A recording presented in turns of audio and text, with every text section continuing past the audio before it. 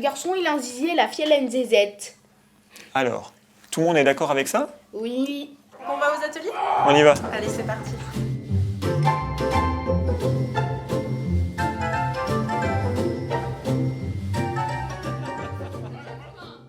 Par exemple, si on est bébé, c'est les parents qui nous lavent, les adultes. Mais si on est grand, on se lave tout seul. Bah moi je le sais maintenant, ma mère m'a appris. C'est bien. Moi aussi. Moi aussi. Donc les parties intimes, c'est pas sale. D'accord? Oui. Quelqu'un qui S'ils prend une sont douche, propres. si quelqu'un qui prend une douche tous les jours, bah, ses parties intimes, elles sont pas sales. On parle pas de sexualité aux enfants. On parle de vie affective et sexuelle. C'est pas la même chose, parce que dans la bouche des gens, sexualité, c'est le rapport sexuel. Un enfant, il faut le laisser se développer. Et un enfant, à l'âge de 3 ans, en tant qu'adulte, on doit déjà faire de l'éducation à la vie affective et sexuelle. On doit lui dire que son corps lui appartient et que personne n'a le droit d'y toucher. Si un adulte ou un autre enfant touche ses parties intimes, eh bien, il va devoir en parler, en référer à un adulte qui, lui, du coup, va pouvoir le protéger. Son corps, il va changer aussi.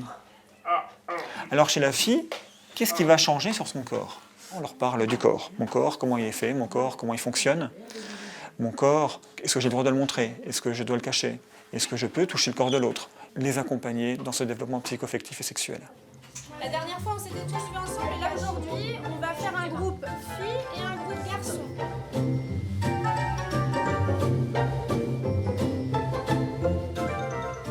On s'est rendu compte que plus on abordait ce thème-là en amont, chez les tout petits, et moins après on avait ce qu'on appelle des déviances sexuelles ou même des entrées dans la sexualité précoce. On lève des tabous, on permet à l'enfant justement de s'approprier son corps, de savoir ce qu'il veut, ce qu'il ne veut pas, et souvent chez les personnes handicapées, on leur laisse malheureusement pas trop aussi cette possibilité-là de choisir. J'ai mis des lunettes cœur pour être dans le thème un petit peu de l'amour, des relations, de l'intimité.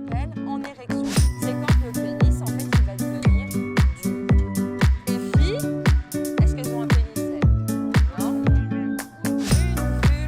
Je suis fière de toi parce que tu te souviens du bon nom, pile poil. On a tous des parties intimes et c'est à nous. C'est votre trésor. Ton corps, c'est ton trésor.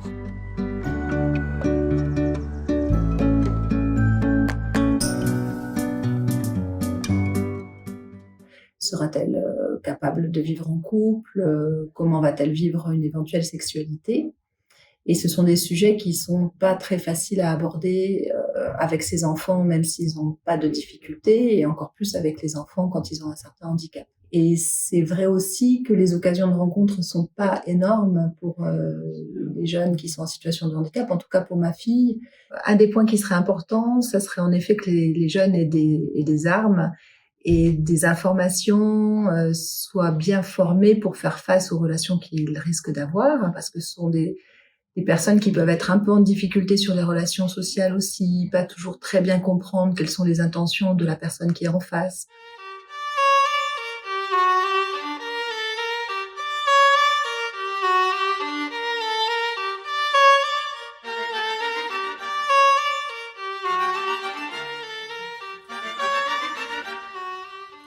Parce qu'elle nous empêche, les parents.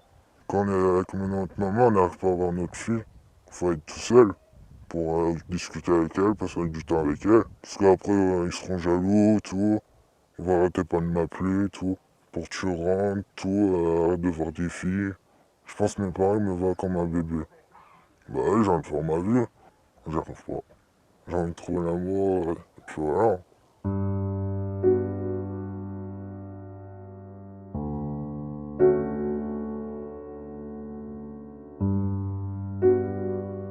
Le sexe, il est tabou partout.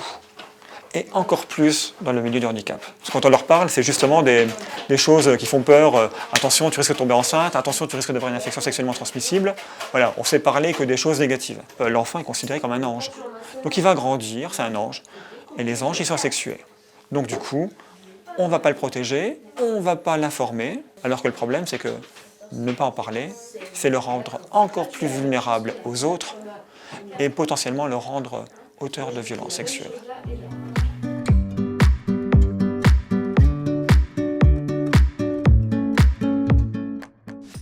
Je vais voir des escort girls. Et c'est des femmes qui font les prostituées. Je n'avais pas de copine, alors c'est pour ça que je suis allé sur les sites là. Ah bah j'étais en manque de sexe et c'est pour ça que je suis allé voir des essordières à Nancy pour faire l'amour avec. J'y suis allé tout seul et j'en ai pas parlé du tout à mes parents ni à mes amis. Elles étaient polies, gentilles, respectueuses. Elles m'ont dit que je vais peut-être réussir à trouver une fille plus tard et que j'étais encore jeune et que j'avais encore le temps. Je ne pense pas qu'on peut être heureux dans la vie sans faire de sexe. J'aimerais bien avoir une copine et une femme normale. Si un jour j'arrive à en trouver, puis comme ça j'arrêterai d'aller voir les essordières. Mes amis ont dit ça, ils veulent pas y aller parce qu'ils ont dit que c'était trop cher.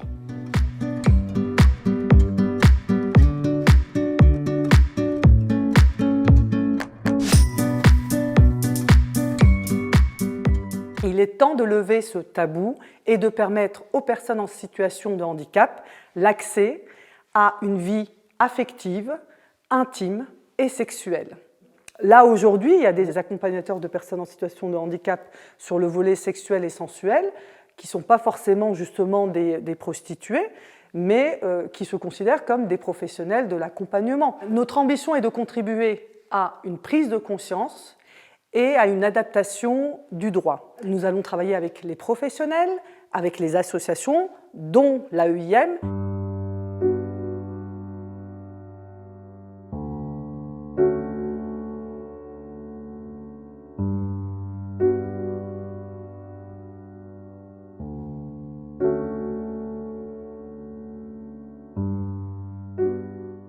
Le problème, c'est les éducateurs qui sont derrière nous et puis les résidents qui sont en dehors de la chambre, mais des fois, c'est pas facile. Ils nous surveillent, ils nous guettent et tout ça. Donc, on se sent gênés, tous les deux. Nous avons besoin d'intimité. C'est pour ça que j'ai envie de vivre avec lui, dans un appartement.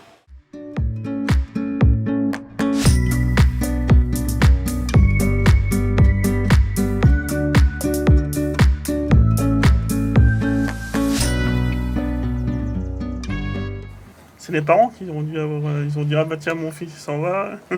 C'est vrai que c'est les parents. Il n'a pas voulu, hein. Il fait non tu restes là. C'est vrai. Non. Ouais, il a versé sa larme quand il nous a déménagé. Hein. Nous ça fait 2 ans qu'on essaye donc d'avoir un enfant et j'aimerais bien donner à ma femme le plaisir d'avoir un enfant, qu'on puisse l'élever à deux, qu'on puisse lui donner son amour et tout ce qui va aux alentours avec et de l'éducation aussi. L'amour ça vient comme ça, c'est un flash. Moi, je sais que c'était un clin d'œil, je veux dire, je l'ai senti tout de suite que c'était la bonne. Comparé, je suis sorti avec d'autres filles, mais il n'y a qu'avec elle que j'ai fait... mon premier amour, c'était elle. Quoi.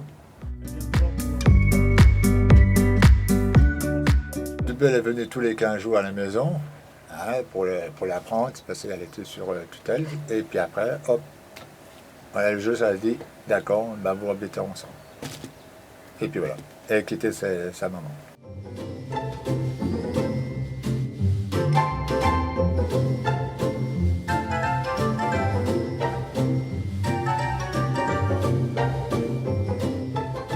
On est en situation de handicap, certes, mais il ne faut pas qu'on soit mis de côté.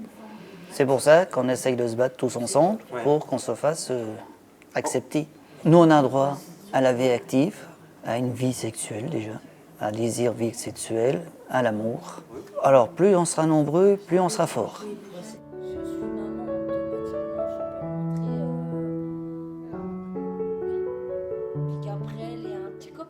Oui, je suis très fière d'elle. Je suis très fière de l'avoir épanouie, d'aller d'au-delà de ce que moi, j'ai pas été. Ma vie à moi, c'est d'être maman, d'avoir une fille de 13 ans qui m'aide beaucoup.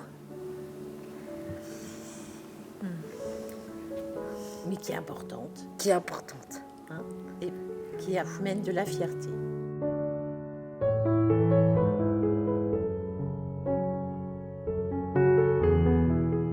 Parler de la sexualité comme on parlerait d'autres choses, en fait, que ça devienne un apprentissage comme on apprend la propreté à un jeune enfant, que ça ne devienne plus tabou comme ça l'est. J'ai envie de dire qu'il faut se battre pour l'amour et il faut oser, il faut en parler autour de plusieurs personnes.